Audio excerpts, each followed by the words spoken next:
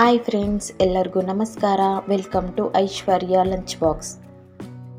ನಾನಿವತ್ತು ನಿಮಗೆ ಪನ್ನೀರ್ ಫ್ರೈ ಬಿರಿಯಾನಿ ಮಾಡೋದು ಹೇಗೆ ಅಂತ ತೋರಿಸ್ತೀನಿ.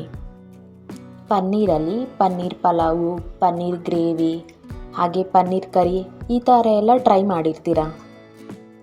ಒಂದು ಸಾರಿ ಈ ಥರ ಪನ್ನೀರ್ ಫ್ರೈ ಬಿರಿಯಾನಿನ ಟ್ರೈ ಮಾಡಿ, ಟೇಸ್ಟ್ ತುಂಬಾ ಚೆನ್ನಾಗಿರುತ್ತೆ.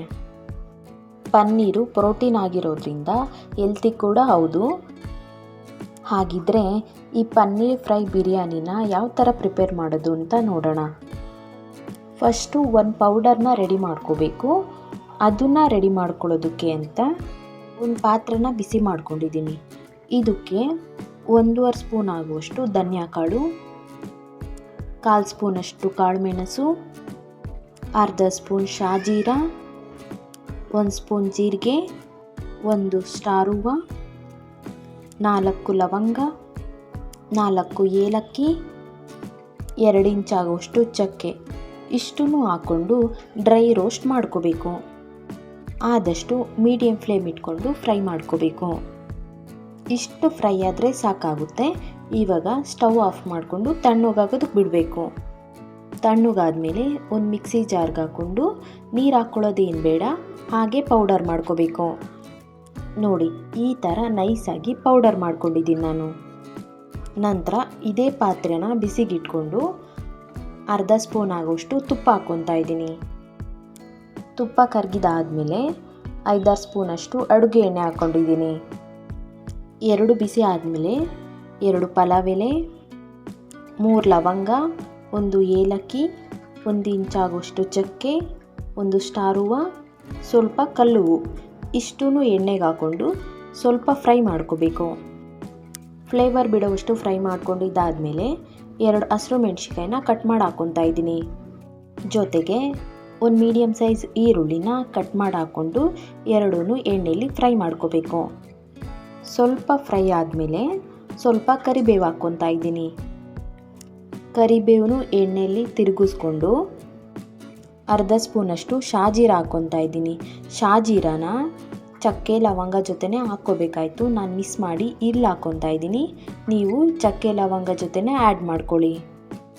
ಇಷ್ಟು ಫ್ರೈ ಆದಮೇಲೆ ಅರ್ಧ ಸ್ಪೂನ್ ಆಗುವಷ್ಟು ಶುಂಠಿ ಬೆಳ್ಳುಳ್ಳಿ ಪೇಸ್ಟ್ ಹಾಕ್ಕೊಂಡು ಇದನ್ನು ಒಂದು 30 ಸೆಕೆಂಡ್ಸ್ ಎಣ್ಣೆಯಲ್ಲಿ ಫ್ರೈ ಮಾಡಿಕೊಂಡು ಏನು ಪೌಡರ್ನ ರೆಡಿ ಮಾಡ್ಕೊಂಡಿದ್ವಲ್ಲ 1 ಸ್ಪೂನ್ ಆಗುವಷ್ಟು ಪೌಡರ್ನ ಹಾಕ್ಕೊತಾ ಇದ್ದೀನಿ.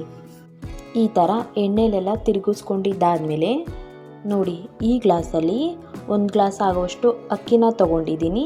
ಹಾಗಾಗಿ 1.5 ಗ್ಲಾಸ್ ಆಗುವಷ್ಟು ನೀರನ್ನ ಸೇರಿಸ್ಕೊತಾ ಇದ್ದೀನಿ. ಇದಕ್ಕೆ ಸ್ವಲ್ಪ ಕೊತ್ತಂಬರಿ ಸೊಪ್ಪು, ರುಚಿಗೆ ತಕ್ಕಷ್ಟು ಉಪ್ಪು ಹಾಕಿ ತಿರುಗಿಸ್ಕೊಂಡು ನೋಡಿ ಕುದೀತಾ ಇದೆ. ಇವಾಗ ಅಕ್ಕಿ ಹಾಕ್ಕೊತೀನಿ. ಅಕ್ಕಿ ಎಲ್ಲ ಹಾಕಿದಾದ್ಮೇಲೆ ಮೀಡಿಯಮ್ ಫ್ಲೇಮ್ ಇಟ್ಕೊಂಡು ಲಿಡ್ನ ಕ್ಲೋಸ್ ಮಾಡಿ ಬೇಯಿಸ್ಕೋಬೇಕು. ನೋಡಿ, ಫೈನಲ್ ಆಗಿ ಈ ಥರ ಬಿರಿಯಾನಿ ರೈಸ್ ರೆಡಿಯಾಗಿದೆ. ನೋಡಿ ಯಾವ ಥರ ಬಿಡಿ ಬಿಡಿಯಾಗಿ ರೈಸ್ ರೆಡಿಯಾಗಿದೆ ಅಂತ. ನಂತರ ಪನ್ನೀರ್ ಫ್ರೈನ ರೆಡಿ ಮಾಡ್ಕೋಬೇಕು. ಅದಕ್ಕೆ ಅಂತ ಒಂದು ಬಾಣಲಿನ ಬಿಸಿ ಮಾಡಿಕೊಂಡು ಅರ್ಧ ಸ್ಪೂನ್ ತುಪ್ಪ ಹಾಕಿ ಕರಗಿಸ್ಕೊತೀನಿ. ಇದ್ರ ಜೊತೆಗೆ 7-8 ಸ್ಪೂನ್ ಆಗುವಷ್ಟು ಅಡುಗೆ ಎಣ್ಣೆ ಹಾಕ್ಕೊಂಡು 2 ಬಿಸಿ ಆದಮೇಲೆ ಪನ್ನೀರ್ ಹಾಕ್ಕೊತಾ ಇದ್ದೀನಿ. ನಾನು 200 ಗ್ರಾಮ್ ಆಗುವಷ್ಟು ಪನ್ನೀರನ್ನ ತೊಗೊಂಡಿದ್ದೀನಿ.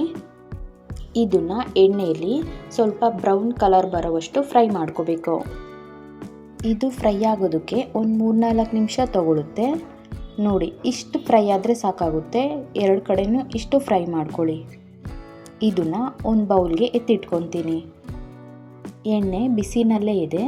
ಇದಕ್ಕೆ 2 ಮೀಡಿಯಮ್ ಸೈಜ್ ಈರುಳ್ಳಿನ ಕಟ್ ಮಾಡಿ ಹಾಕ್ಕೊತಾ ಇದ್ದೀನಿ. ಈರುಳ್ಳಿನ ಎಣ್ಣೆಯಲ್ಲಿ ಫ್ರೈ ಮಾಡಿಕೊಂಡು 2 ಹಸಿರು ಮೆಣಸಿನ್ಕಾಯಿನೂ ಕಟ್ ಮಾಡಿ ಸೇರಿಸ್ಕೊಂಡು ಫ್ರೈ ಮಾಡ್ಕೊತೀನಿ.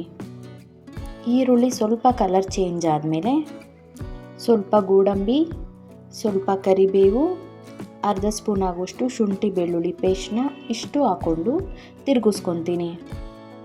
ಇದನ್ನು 1 ನಿಮಿಷ ಫ್ರೈ ಮಾಡ್ಕೋಬೇಕು.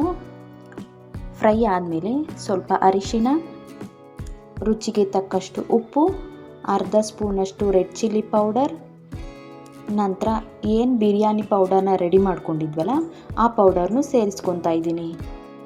ಇಷ್ಟು ಎಣ್ಣೆಲಿ ಫ್ರೈ ಮಾಡ್ಕೋಬೇಕು. 30 ಸೆಕೆಂಡ್ಸ್ ಫ್ರೈ ಮಾಡ್ಕೊಂಡಿದ್ದಾದಮೇಲೆ 1 ಗ್ಲಾಸಷ್ಟು ನೀರು ಆ್ಯಡ್ ಮಾಡ್ಕೊತಾ ಇದ್ದೀನಿ. ನೀರೆಲ್ಲ ಕುದಿಯೋದು ಸ್ಟಾರ್ಟ್ ಆದಮೇಲೆ ಸ್ವಲ್ಪ ಕೊತ್ತಂಬರಿ ಸೊಪ್ಪು ಹಾಗೆ ಪನ್ನೀರನ್ನ ಫ್ರೈ ಮಾಡ್ಕೊಂಡಿದ್ವಲ್ಲ ಅದನ್ನು ಸೇರಿಸ್ಕೋಬೇಕು. ಮೀಡಿಯಮ್ ಫ್ಲೇಮ್ ಇಟ್ಕೊಂಡು ಎಲ್ಲದನ್ನು ಈ ಥರ ತಿರುಗಿಸ್ಕೊತೀನಿ.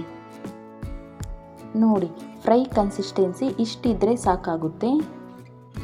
ನೀರು ಆ್ಯಡ್ ಮಾಡ್ಕೋಬೇಕಾದ್ರೆ ಸ್ವಲ್ಪ ನೀರು ಆ್ಯಡ್ ಮಾಡಿಕೊಂಡ್ರೆ ಈ ಥರ ಕನ್ಸಿಸ್ಟೆನ್ಸಿ ಬರುತ್ತೆ.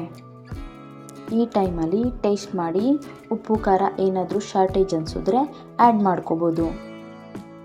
ನಾನು ಇದಕ್ಕೆ ನಿಂಬೆಹಣ್ಣಿನ ರಸ ಹಾಕಿಲ್ಲ, ನೀವು ಇಷ್ಟಪಡೋದಾದರೆ ಹಾಕ್ಕೋಬೋದು, ಟೇಸ್ಟ್ ಚೆನ್ನಾಗಿರುತ್ತೆ. ಫ್ಲೇಮ್ ಆಫ್ ಮಾಡ್ಕೊಂಡಿದ್ದೀನಿ. ಫೈನಲ್ ಆಗಿ ಪನ್ನೀರ್ ಫ್ರೈ ರೆಡಿಯಾಗಿದೆ. ನಾನು ಒಂದು ಗ್ಲಾಸ್ ಬೌಲಿಗೆ ಹಾಕ್ಕೊಂಡು ಸರ್ವ್ ಮಾಡ್ಕೊತಾ ಇದ್ದೀನಿ.